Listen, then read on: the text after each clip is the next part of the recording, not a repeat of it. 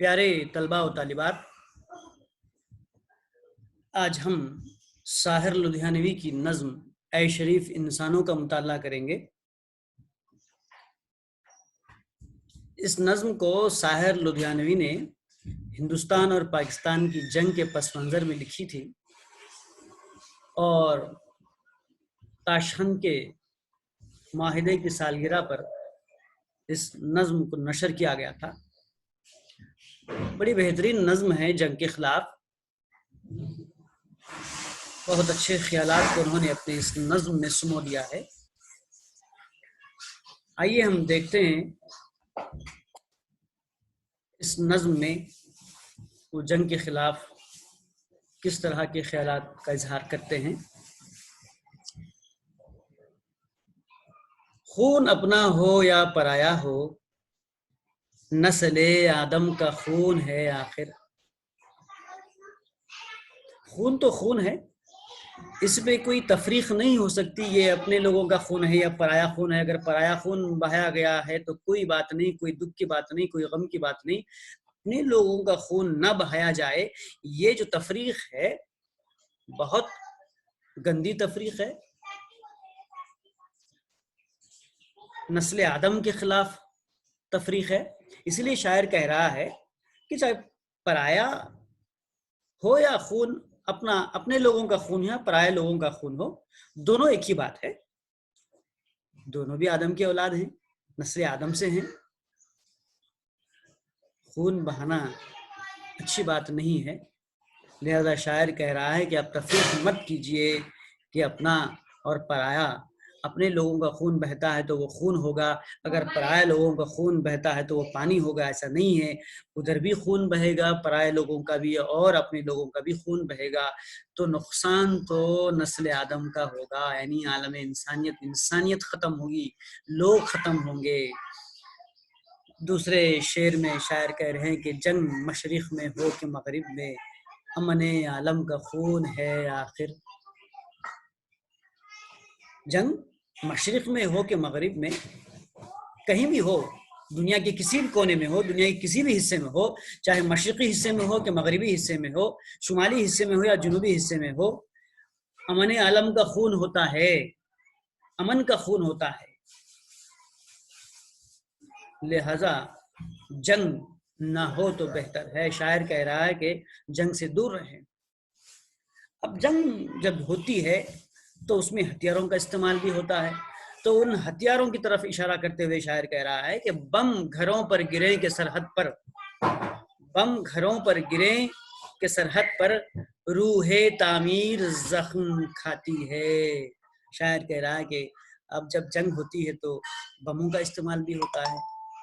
तो जब बम घरों पर गिरे या सरहद पर गिरे, तामीर की रूह जख्म खाती है, इससे किसी को फायदा नहीं होगा, कंस्ट्रक्शंस तबाह बर्बाद हो जाएंगे। और अगले मिसरे में शायर कह रहा है, अगले शेर में शायर कह रहा है कि जंग का जो सिलसिला चल पड़ा है ये, इसके खिलाफ शायर कह रहे हैं, खेत अपने जलें के गैरों के, ज़ीस्त फाखों से तिल मिलाती है। अब जब जंग होती है, खेत पर भी बम गिरते हैं, वहां पर भी तबाही मचती है। अब जब खेत जलेंगे, चाहे वो अपने हों या गैरों के, ज़ीस्त फाखों से तिल मिलाती है, यानी जिंदगी फाखों से तिल मिलाती है। खेत जलेंगे तो अनाज खत्म हो जाएगा, अनाज तबाह बर्बाद हो जाएगा। जब इंसानों को अनाज मयसर नहीं होगा, खाने के लिए खाना मयसर नहीं होगा, तो फिर जिंदगी फाखों पर ही होगी, लोग भूखे भूखे मरेंगे, तबाही मच जाएगी। अमीर लोग किसी भी तरह से अपना पेट भर लेंगे क्योंकि दौलत उनका सहारा बनेगी, लेकिन गरीब लोग भूखे भूखे मरेंगे। अगले शेर में शायर कह रहे हैं कि टैंक आगे बढ़ें कि पीछे हटें, ٹینک تو ٹینک ہے آخر، زمین کو روندتے ہوئے چلیں گے، لوہے کی بڑی بڑی مشنریز ہوں گی وہ. اب جب یہ لوہے کی بڑی بڑی مشنریز زمین پر چلیں گی، چاہے وہ آگے بڑھیں کہ پیچھے ہٹیں، اس سے کوئی فرق نہیں پڑتا. کوکھ دھرتی کی بانجھ ہوتی ہے، زمین تباہ و برباد ہوتی ہے، کھیتوں کی زرخیزی تباہ و برباد ہوتی ہے، اناج غلہ اگنا مشکل ہو جاتا ہے جہاں پر بم گرتے ہیں، جہاں پر مہلک ہتھیار برسائے جاتے ہیں، زمین کی زرخیزی ختم ہو جاتی ہے. تو اس سے عالم انسانیت کو بھی نقصان ہوگا. اگلے شعر میں کہتے ہیں کہ فتح کا جشن ہو کہ ہار کا سوگ، فتح کا جشن ہو کہ ہار کا سوگ، زندگی میتوں پہ روتی ہے.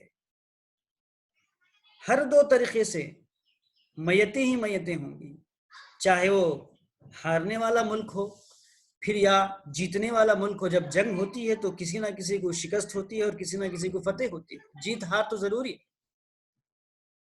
دونوں طرف میتیں ہوں گی، دونوں طرف انسانوں کا خاتمہ ہوا ہوگا، بس لاشیں ہی لاشیں ڈھیر پڑی ہوئی ہوں گی.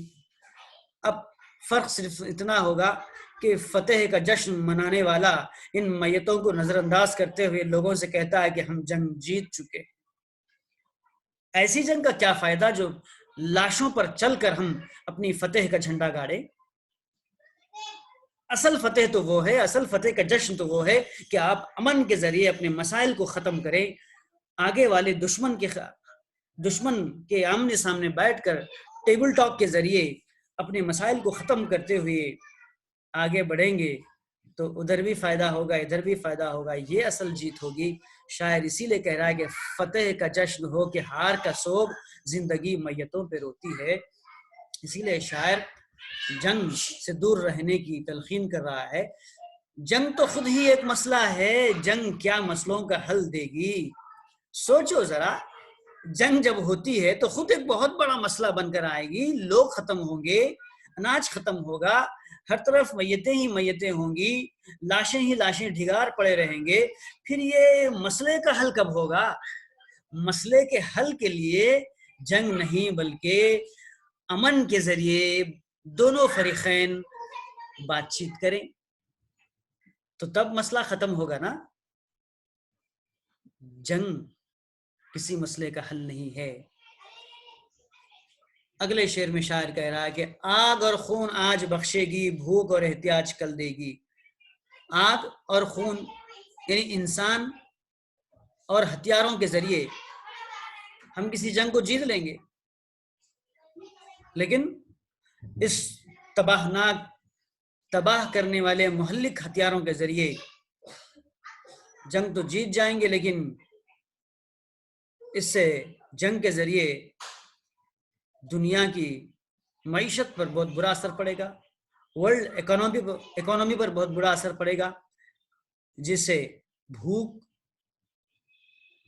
لوگوں کو ختم کر دے گی. اسی لیے شاعر کہہ رہا ہے کہ جنگ سے دور رہیں.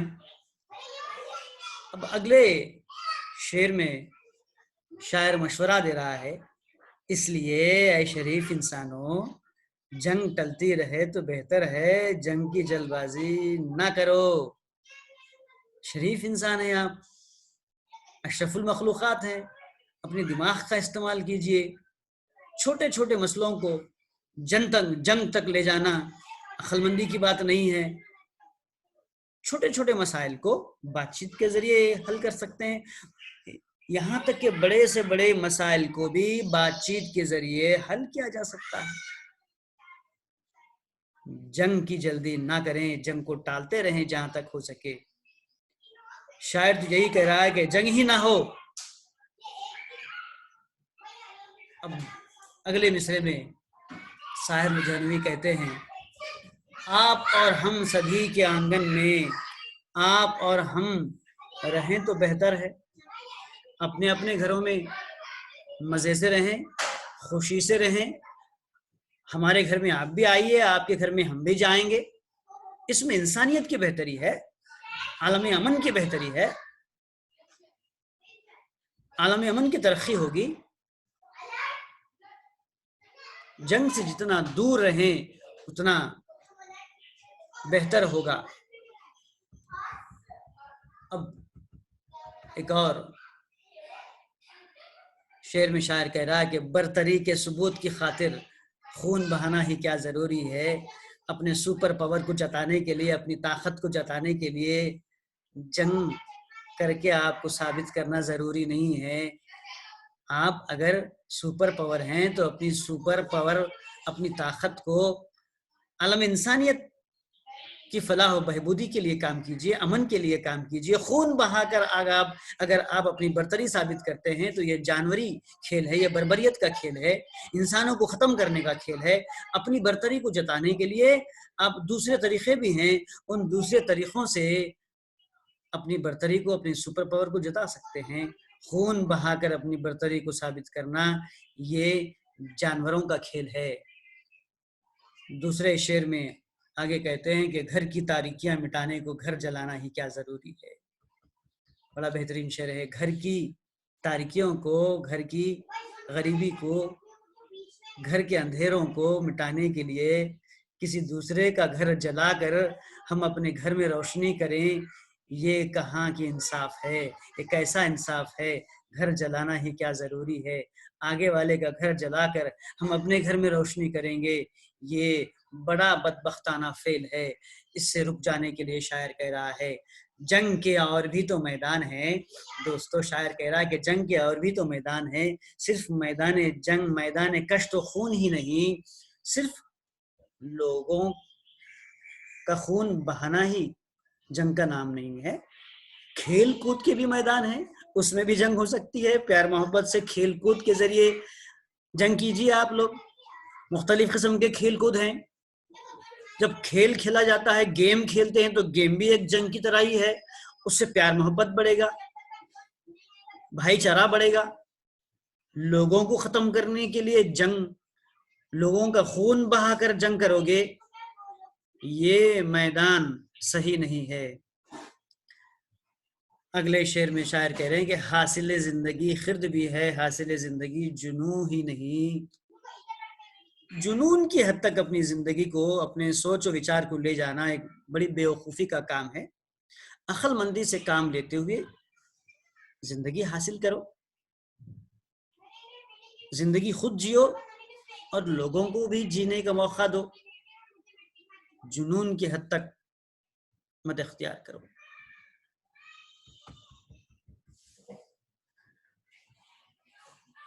یہ یہاں پر ہمارا نظم کا پہلا حصہ ختم ہوتا ہے، پھر دوسرے حصے کے ذریعے ہم آپ کے سامنے آئیں گے۔